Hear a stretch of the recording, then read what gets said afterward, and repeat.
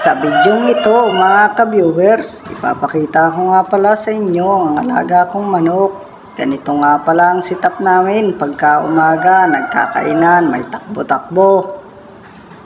At yung ibang mga alaga kong manok ay nangungursunada pa nga pagka minsan sa akin pag nagpapakain nga pala ako ng manok.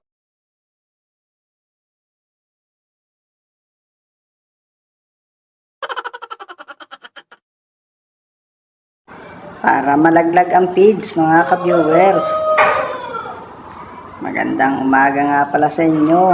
Nasa kabila nga pala yung tandang na ito. Parang kursonada ako at lumalapit pa nga pala sa akin yung mga iba kong alaga. At nagsilping nga pala ako dito para may remembrance pagdating ng araw mga ka-viewers. Ito nga pala yung aking alagang manok na lagi na lamang lumalapit sa